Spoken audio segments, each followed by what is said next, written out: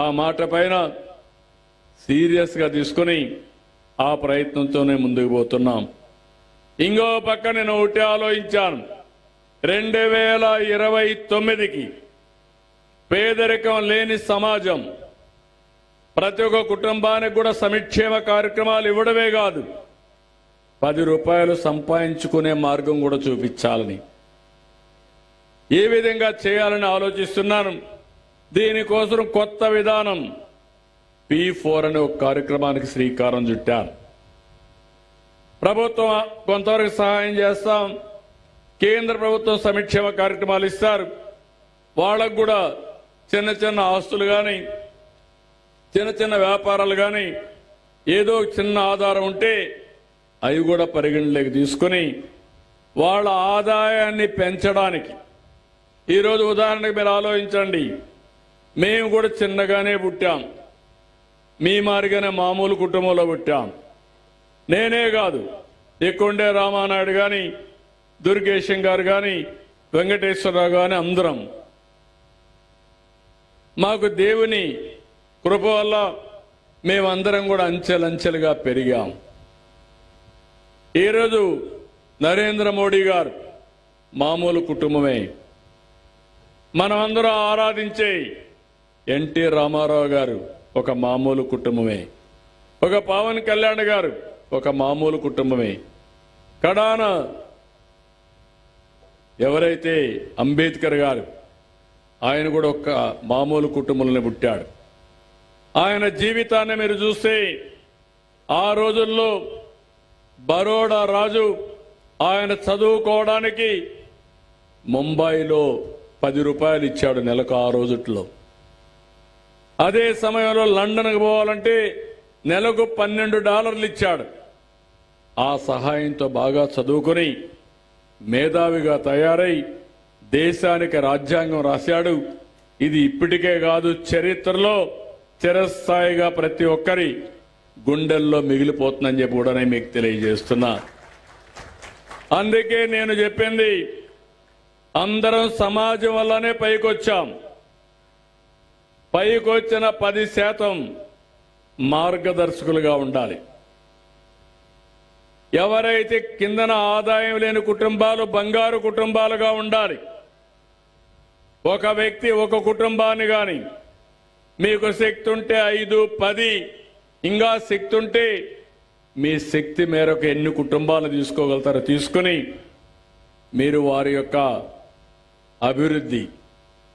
నేను ఒకటే చెప్తున్నాను, అందరికీ తెలివితేటలున్నాయి. ఓసారి కొంతమందికి ఆ అవకాశం ఉండదు. ఈరోజు ఇక్కడ ఒక అమ్మాయి కూర్చుంది నా పక్కనే, డిగ్రీ చేసింది, కెమిస్ట్రీ చేసింది. ఆశయం ఒక పోలీస్ ఆఫీసర్ కావాలని, లేకపోతే డిఫెన్స్లో పనిచేయాలని. కానీ తల్లిని చూస్తే 3 ఆడబిడ్డలు. ఒక ఆడబిడ్డ అయితే దివ్యాంగురాలు, ఇల్లు కూడా లేకుండా అవస్థపడే పరిస్థితుంది. ఇలాంటప్పుడు మేము ఆ కుటుంబానికి సహాయం చేయగలుగుతాం. కానీ తెలివైన వాళ్ళు ఒక్కరుగా నుండి వాళ్లకు అప్పుడప్పుడు గైడెన్స్ ఇస్తే, కొంత ఆర్థిక సహాయం కానీ, కొంత వాళ్ళు ఏం చేయాలనో సమయస్ఫూర్తిగా ఆలోచనలు ఇవ్వగలిగితే ఆ అమ్మాయి నిలదొక్కుంటే ఆ కుటుంబం పైకి వచ్చే అవకాశం వస్తుంది. నేను అందుకనే దీనికి ఒక పెద్ద కార్యక్రమం తీసుకున్నాను. ఇప్పటికే 1 లక్ష బంగారు కుటుంబాలని అడాప్ట్ చేసుకున్నారు. దగ్గర ఒక 10,000 మంది మార్గదర్శులు వచ్చారు. ఈ రాష్ట్రంలో ఉండే ప్రతి ఒక్కరిని ఒకటే కోరుతున్నాం, ఇది మీ బాధ్యత. సమాజం మనకు గౌరవం ఇచ్చింది, అవకాశాన్ని ఇచ్చింది. తిరిగి సమాజానికి ఇవ్వవలసిన బాధ్యత మనకుంది. ఈరోజు మీరు చూస్తే బిల్ గేట్స్ ఉన్నాడు, కొన్ని వేల కోట్ల రూపాయలు ప్రపంచంలోనే కోటీశ్వరుడు. డబ్బులు సంపాదించాడు. సంపాదించిన డబ్బుల్ని 99% తిరిగి సమాజానికి ఇచ్చేస్తున్నాడు. మొన్నే వేదాంత ఒక పెద్ద కంపెనీ 75% తిరిగి సమాజానికి ఇచ్చేస్తున్నారు. ఇలాంటివన్నీ కూడా ఈరోజు మన ముందర కనపడుస్తున్నాయి. కడాన మిగిలేది మీరు సమాజానికి ఏం మంచి చేశారో అదే శాశ్వతంగా మిగులుతుందని చెప్పి కూడా నేను మీకు తెలియజేస్తున్నా. ఈరోజు ఎన్నో ఇబ్బందులున్నాయి. 10 లక్షల కోట్ల రూపాయల రాష్ట్రానికి అప్పులున్నాయి. మీ కష్టాలు బోలెడన్ని కష్టాలున్నాయి. ఒక పక్క అప్పులు తీర్చాలి, వడ్డీ కట్టాలి, సంపద సృష్టించాలి, కేంద్ర సహకారం తీసుకోవాలి, మళ్ళా మీ కష్టాలు తీర్చాలి. ఈ రెండు కూడా బ్యాలెన్స్ చేసుకుంటూ ముందుకు పోతున్నాం. ఈరోజు ఇక్కడ చూశారు పోలవరం 5 ఏళ్లు పోలవరాన్ని ఏ విధంగా భ్రష్టు పట్టించారో మీరే చూశారు. ఆ రోజు నేను డయాఫామ్ వాల్ పూర్తి చేశాం. డయాఫామ్ వాల్ పూర్తి చేసి ఆ కాఫర్ డ్యామ్ పూర్తి చేయకుండా కావాలని కక్ష తీర్చుకునే విధంగా పోయి డయాఫామ్ వాల్ కూడా కొట్టుకుపోయే పరిస్థితికి వచ్చింది. ఈరోజు మళ్లీ దాని మీద శ్రద్ధ పెట్టాం. భగవంతుడు మళ్లీ నాకే అవకాశం ఇచ్చాడు దాన్ని పూర్తి చేసే అవకాశం. అందుకే శ్రద్ధ పెట్టాం. రామానాయుడు గారిని చాలా క్లియర్ గా చెప్పాను, ఎట్టి పరిస్థితుల్లో 2027కి జాతికి అంకితం చేసే బాధ్యత మనం తీసుకుంటామని చెప్పాను.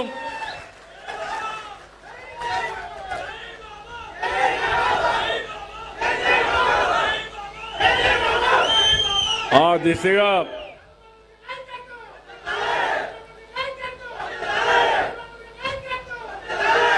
దిశగా అడుగులేస్తున్నాం. విదేశ నిపుణులు కూడా పిలిపించాం. ఎందుకంటే ఈ ప్రాజెక్టు మామూలు ప్రాజెక్టు కాదు. ఓసారి ఉధృతంగా వరదలు వస్తాయి. దేశంలో ఎక్కడా రాని విధంగా 50 లక్షల క్యూసిక్స్ వరదొచ్చే ఏకైక ప్రాజెక్ట్ ఈ ప్రాజెక్టు. అలాంటి ప్రాజెక్టు కానీ ప్రమాదంలో పడితే చాలా సమస్యలు వస్తాయి. డిసెంబర్ కంతా డయాఫామ్ వాల్ పూర్తవుతుంది. అత్యున్నతమైన ప్రపంచంలో ఉండే ఎక్స్పర్ట్స్ అంతా కూడా దీనికి సూపర్వైజ్ చేస్తున్నారు. ఆ రోజు మీరు చూస్తే 5 ఏళ్లు 4% పనులు పూర్తి చేసి నేను 1 సంవత్సరంలో 6% పూర్తి చేసి 2 ఏళ్లలో ఇప్పటికి 82% అయింది. 2 ఏళ్లలో ప్రాజెక్టును పూర్తిగా పూర్తి చేసే బాధ్యత ఈ ప్రభుత్వం అని చెప్పి కూడా మీకు తెలియజేస్తున్నా. ఇంకొక పక్క ఇక్కడే మినిస్టర్ గారు ఉన్నారు, టూరిజం మినిస్టర్ గారు ఉన్నారు. రాబోయే రోజుల్లో ఎక్కువ మందికి ఉద్యోగాలు కావాలంటే, ఉపాధి కావాలంటే టూరిజానికి చాలా ప్రాధాన్యత ఉంది. నేనే ఆ రోజు గోదావరి పుష్కరాలు చేశాను. నా లెక్క ప్రకారం ఇప్పుడు 3వసారి పుష్కరాలు మళ్ళీ నేనే చేయబోతున్నాను. మొట్టమొదటిసారిగా సమైక్య ఆంధ్రప్రదేశ్లో చేశాను. 2వసారి మళ్ళీ మన రాష్ట్రంలో చేశాను. ఇది 3వసారి మళ్ళీ పుష్కరాలు వస్తున్నాయి. మన సాంప్రదాయం, ప్రకృతిని మనం ఆరాధించడం మన సాంప్రదాయం, నదుల్ని పూజించడం మన యొక్క సంస్కారం. అందుకే మొన్న మీరు చూస్తే గంగా ఏదైతే పుష్కరాలు వచ్చాయో, ఏ విధంగా కుంభమేళ వచ్చిందో చాలా బాగా చేశారు. అవన్నీ స్టడీ చేయమన్నాను. మంత్రులతో కమిటీ వేశాం.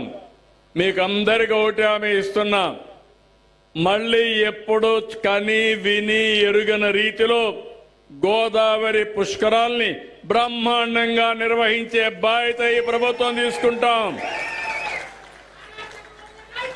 పనులు ప్రారంభమైనాయి.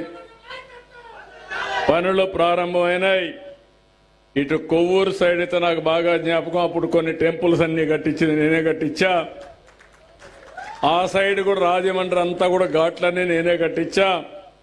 ఇప్పుడు రిపేర్ చేయడమే కాకుండా అదనపు బ్యూటిఫికేషన్ కూడా చేసి ఏం చేయాలనో అవన్నీ చేసే బాధ్యత తీసుకుంటామని చెప్పి కూడా నేను మీకు తెలియజేస్తున్నా. ఇంకో పక్కన